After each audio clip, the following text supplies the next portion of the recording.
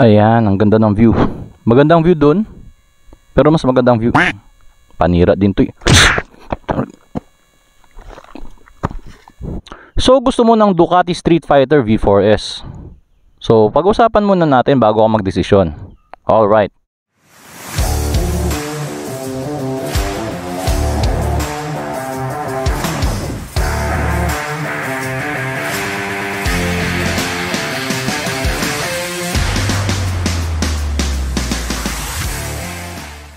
Okay, so eto na. So bago ka bumili, ito muna yung mga dapat mong malaman. Ano ba yung mga masasabi kong goods dito sa motor na to at sa mga medyo dapat mo i-consider? Para di sulit na sulit naman yung ilalabas mong milyones, di ba? So by the way, hindi akin tong motor na to, sa kapatid ko to. At pinahiram niya lang sa akin muna dahil nasa Manila siya. So para kahit papano umandar-andar naman daw dahil 3 linggo na to hindi umaandar eh. So nag-swap muna kami ng Bandit 650. Okay, number 1. Unang-unang goods dito para sa akin is yung power niya. It could be an advantage and it could also be a disadvantage. Depende rin sa purpose mo or sa gagawin mo. So doon muna tayo sa advantage. Hindi ka mabibitin sa motor na to, lalo na kapag ikaw ay seasoned rider na. So for me, ito na yung pinaka nasa tuktok pagdating sa mga naked bikes. Wala ka nang hanapin dito pagdating sa power. 208 horsepower, 123 newton meters of torque. Sino pa bang mabibitin doon? Eh naka-level na yung power na yan sa mga super sports na nagre-range ng mga 200 horsepower and above. Tapos sa torque, grabe. Primera, segunda, tercera, kwarta, halos hindi nagbabago yun. Piga ka ng piga, talagang kailangan alert ka. Kung hindi, mapapabitaw ka talaga sa manibela. So kung may angkas ka tapos pa cellphone, magugulat ka na lang wala ka ng angkas, ni hindi mo mararamdamang wala na siya sa likod mo. Tapos ganyan lang yung upuan sa likod, oh. Medyo maliit. So yan, when it comes to power, walang kabitin-bitin. Ito na yung pangalawa, loaded sa techs and features. So kung makikita ninyo to, oh, meron siyang malupit na all-ins electronically controlled na suspension. So talagang kumbaga sobrang efficient niya pagdating sa mga lubak. Tapos meron din siya sa harap, all-ins din. And then yun, pagdating sa braking, Brembo, alam natin top tier yan pagdating sa mga braking system. Tapos ano pa ba, meron siyang mga wheelie control, meron siyang dual channel ABS, cornering ABS. Lahat na ng mga pwedeng isalpak dito for safety ng rider andito na. Tapos sobrang convenient din pagdating sa mga walwalan dahil meron siyang quick shift and auto blip. Maganda rin kapag meron kang mga ganong feature, yung mga auto blip. Kasi for example, may biglang tumawid, hindi ka na magko-consume ng so much time and effort para mag-adjust ka ng cambio mo tapos pipiga-piga ka sa clutch. Apak ka lang ng apak, downshift, downshift, downshift, tapos mag-engine brake ka na. Kasi hindi ka pwedeng mag-rely lang lagi sa brake mo eh. Mas maganda may kasabay na engine braking para mas madali ang pag-stop or pag-slow down at mas safe siya para sa akin. So, goods yun. Meron siyang auto blip. At ito pa, meron siyang steering damper na agad paglabas. So, may nakasalpak na kaagad. So, dagdag safety rin yan. Iwas ka sa death wobble or yung tank slap. At ito naman yung pangatlo. Yung kanyang unique na feature. Tingnan mo naman. Napakaganda naman talaga ng motor na to. Para siyang isang work of art. Yun talagang pinag-isipan. Tapos ang daming mga matatalim na areas. Tapos sobrang aggressive ng itsura. Sobrang unique. Tapos kung titingnan mo rito sa harap, oh, parang susugurin lagi. So ganyan kaganda ang motor na to. Tapos naglagay pa sila ng winglet para dagdag downforce sa high speed. Pero yun, syempre hindi man natin talaga laging mapapakinabangan yan eh, dahil hindi man tayo nagpapatakbo ng laging 200 kph above. Pero yan, at least meron siyang mga ganyang features na masasabi mo hindi laging meron sa mga ibang motor. Alam ko yung bagong GSX-R 1000 na nilabas ngayon na 2025, naglagay na rin sila ng winglet din. So yun, yan ang trend ngayon eh. Pero si Ducati matagal na. Ang gusto ko sa motor na to is yung pagiging lightweight niya. Yes, mabigat pa rin siya. Syempre, big bike siya eh. Nasa 199 kilos curb weight siya. Pero I can say na magaan na siya para sa kanyang size ng engine, which is 1103cc. Tapos V4 configuration. I can say na magaan na siya. lalo kapag ka nakasakay ka na, very nimble siya, ang dali niyang isingit. Para ka lang gumagamit ng mga middleweight bike na merong halimaw sa ilalim. Tapos yun, mas madali siyang i-handle, mga corners, maganda rin kahit may angkas ka. Kasi kung ikukumpara ko siya sa Bandit ko, syempre iba naman yun. Pero kung ikukumpara ko lang siya doon sa timbang lang, no, 240 kilos yun, 650cc. Kung ikukumpara mo rito na 1103cc, tapos ito ay 199 kilos lang, curb weight, kasama na yung full tank na gas, tapos yung mga oil niya. So yun, magana siya. Kaya napakasarap iwas-iwas ng motor na to. And syempre, pag sinabi nating Ducati, matik, nagbibigay ka ng statement na you are somebody. Anong point ko? Alam naman natin, medyo mga may kaya talaga. Hindi lang may kaya, mayaman. Mayaman talaga ang nakakabili ng mga ganito. Kasi hindi biro ang gastos nito. Sa pag-purchase mo pa lang nasa 1.6 million na siya mahigit Yun yung base variant pa. Meron pang mga more than 2 million pesos. Yun yung mga medyo mas matataas na variant. Pero yun nga, hindi ka basta-basta bibili ng Ducati kung alam mong ang pera mo is pambili lang. Kasi meron pa yung mga susunod na gastos tulad ng mga pang maintenance, mga pang PMS mo. So marami. Plus yung mga ride nyo pa, breakfast ride na ilang kilometro rin, di ba? So gagastos ka pa ng fuel. So yun, pag meron kang ganito, parang simbolo siya ng pagiging may kaya sa lipunan, di ba? So yun yung mga nakikita kong mga advantages. Kumbaga, you will gain respect. Siyempre, huwag ka lang kamote, di ba? Pero kapag may nakitang, uy, naka-Ducati, di ba? Kumbaga, lalo na't kung yung tao na nakakita sa'yo is yung may alam din sa motor.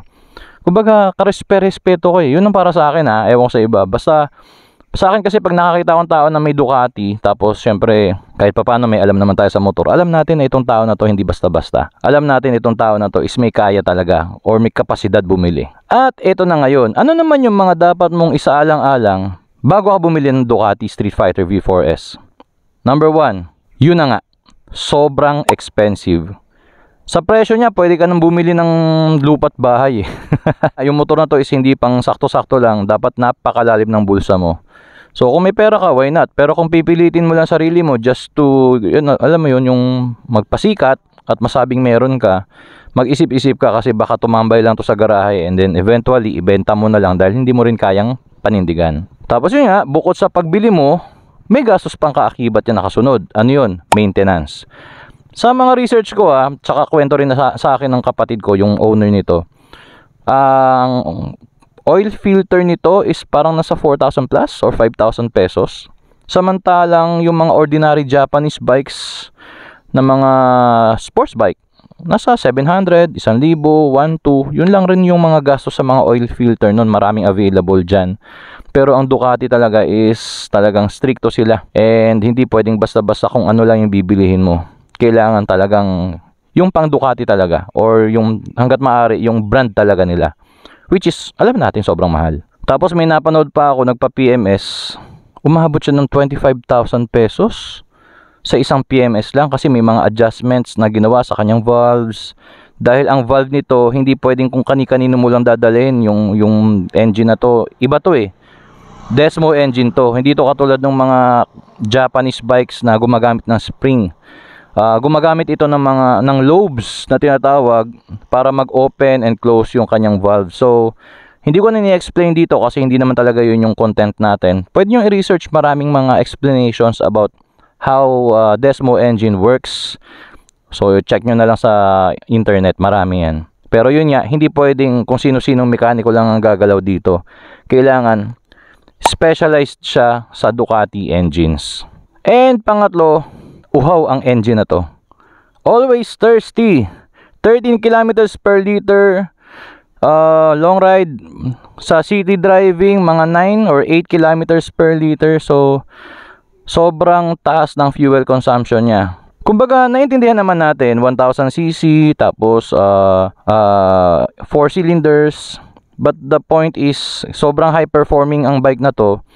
Syempre, more horsepower means more speed and then more fuel consumption. Yun, marami namang 1000cc's na available na kumakain lang or kumukonsumo lang ng around 15 kilometers per liter to 16. Pero syempre, iba yung hatak ng Ducati Street Fighter V4S nga. So sa taas ng presyo ng gasolina dito sa Pilipinas, lalo na rito sa amin sa Palawan, hindi biro ang magkaroon ng ganito. And then yung isang disadvantage pa nito, may katakawan na nga siya. Tapos bibigyan ka pa ng maliit na tangke. Para sa akin maliit siya, 16 liters. Para sa ganong konsumo, 10 to 13 kilometers per liter, mag-average ka lang mga 170 kilometers in one full tank. So maya't maya kang visit niyan for sure sa gas station. So ito talaga kasi ang motor na to, ginawa to talaga for racetrack. Okay, tapos hindi siya ginawa na pang long rides talaga para sa akin. Kasi napakaiksi ng kanyang range. Pagka nagra-ride kami ng kapatid ko, twice siyang nagpapagas habang ako isang beses lang. So ganun yung ganun yung na-observe ko sa kanya. Pero yun nga, binili mo to hindi para magtipid, kundi para ma-enjoy. And then next, naked bike to, di ba? Walang ka-fairings. Pag na-traffic ka, ang init, parang iniihaw yung hita mo. As in, hindi lang naman Ducati, syempre marami naman, pero ito kasi dahil nga ang kanyang engine ay pa letter V ang shape or yung configuration. So may dalawang piston dito, tapos may dalawang piston dito. So malapit talaga siya sa hita mo. So kapag na-traffic ka, ramdam mo talaga yung init ng makina. Although nagdi-disable yung dalawang piston dito sa likod kapag medyo kumbaga matagal kang naka-idle, pero still ang init pa rin ramdam mo. So yun, kahit man mga ibang brands, ganun din naman. Pero mas mainit talaga ito base sa aking observation at sa experience ko. At ang panghuli, ito ay subjective lang. By the way, naka-Akrapovic na to na aftermarket exhaust. Research ko, nasa almost 300,000 pesos ang kanyang tambucho. So kapresyo na ng isang second hand na big bike or brand new na mga 400cc. Kung medyo nasanay ka sa mga tunog na parang bubuyog ng mga inline 4, mga Japanese bikes, medyo mamimiss mo yun kapag bigla kang nag-Ducati. Lalo na't kung fan ka talaga ng mga ganong sound na parang mga pumupunit ng kalsada. Subjective ang sound para sa akin kasi yung iba gusto cross-plane engine tulad ng mga R1. Pero mostly ang gusto talaga is yung mga inline 4 sound tulad ng mga GSX-Rs, mga CBRs, mga ZX-10Rs, ZX-6R. So yun yung maraming may gusto based sa aking research and sa mga natanong ko. Pero itong Ducati na to, kung fan ka talaga ng Ducati, ma-appreciate mo yung sound niya. Pagka hindi mo lang siya masyadong hinahataw, parang tunog inline to lang siya. Pero kapag nag-high RPM ka na, medyo nagbabago na yung sound niya eh. So yun, depende sa kung ano yung trip mong engine configuration. So ito yung tunog ng Ducati na V4S.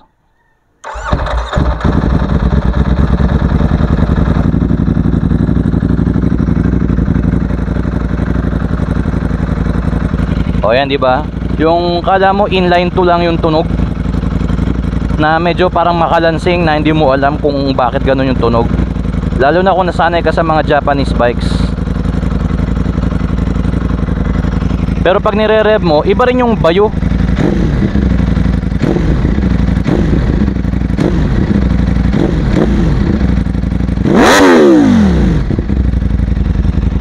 Tignan nyo kung gaano ka-responsive ba.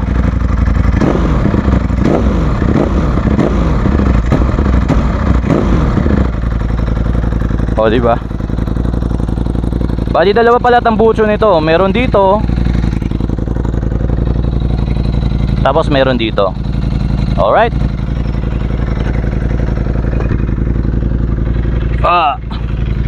Ayan oh, ang gaan. Isa rin pala sa nagustuhan ko rito medyo leaning yung kanyang position. Parang racing ng konti yung dating. Hindi mo kailangan maging trying hard na umatras ng husto para magmukha kang aggressive yung position mo. May mga nakikita kasi yung ganun yung sinasadyang umatras talaga sa likod kahit hindi naman talaga kailangan, para medyo nakayuko ng husto kahit nasa city. Ito, whether you like it or not, medyo nasa leaning position ka, leaning forward. Grabe rin, lagabog talaga. Alright. Ayan, medyo madilim na. Dapat makabalik tayo agad.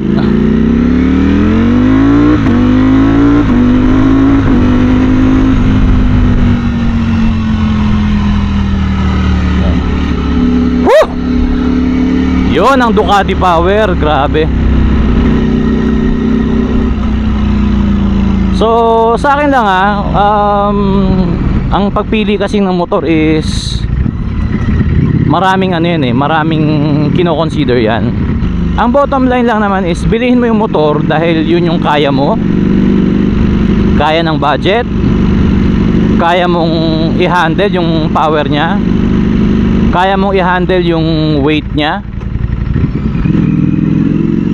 Kasi mostly ng mga aksidente nangyayari dahil hindi kayang kontrolin ng rider yung motor. Dahil imbis na yung rider ang nagko-control sa motor, yung motor ang nagko-control sa rider.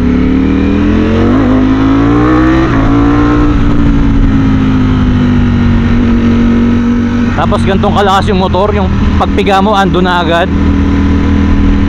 No joke tong motor na to.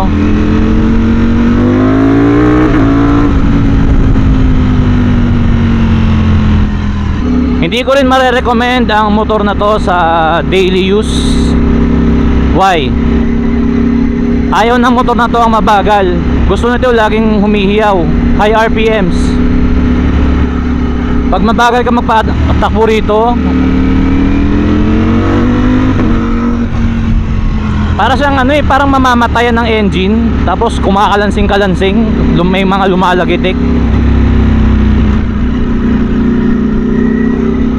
Ganun to. Tapos yun nga, ang init. Ito, nararamdaman ko na nga yung init niya kahit na makulimlim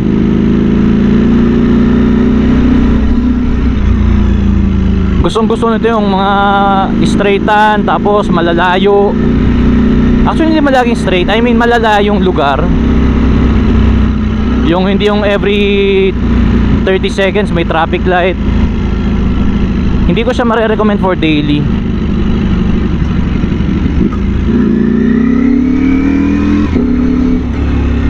Tapos yung clutch niya, pansin ko lang hindi siya sobrang lambot. Hindi naman sobrang tigas. Pero kung i-compare mo siya sa mga, for example, Kawasaki talagang lambot ng mga clutch nila May katigasan yung clutch nito. Medyo nakakangali pagka lagi kang nasa traffic. So yan yung mga gantong kabagal na traffic, ang hassle niyang i-drive. May ka mag half clutch. Kasi yung primera nito ang bilis na agad primera pa lang to konting piga lang, ang bilis na agad. So half clutch ka talaga. Tapos nagre-red line pa to sa 14,500 RPM. So the question is, kailan ka bibili nito? Siyempre dapat may pera ka. Hindi lang may pera, dapat maraming pera. Pangalawa, dapat sanay na sanay ka na sa pagmumotor. Hindi lang basta ordinary motor Dapat sanay na sanay ka na sa mga high displacement bikes. Siguro kung galing ka sa 600cc, pwede na. Pero kung nanggaling ka na sa mga 250, sa totoo lang, nakakatakot. Baka hindi mo kayanin.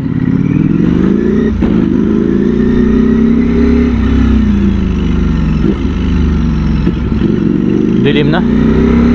So i-recommend ko ba to para sa pang daily? Siyempre hindi. Masarap lang to kapag kakasama mo mga medyo waswasan din. Kasi kung mga kasama mo medyo mababagal mag-drive, sa totoo lang maiinip ka. May kasabihan nga it's better to drive slow bikes fast rather than fast bikes slow. Kaya ako nire-recommend ko talaga kung gusto mong magkamotor na, for example, isa lang, tapos pwede mo na siyang gamitin sa lahat. Mag middleweight naked ka, komportable.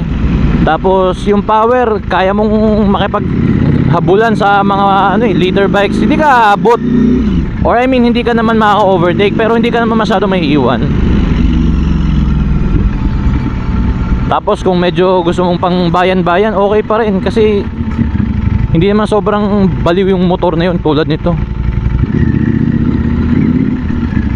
So thank you for watching, and this has been your bro nagsasabing always ride safe and stay alive. God bless.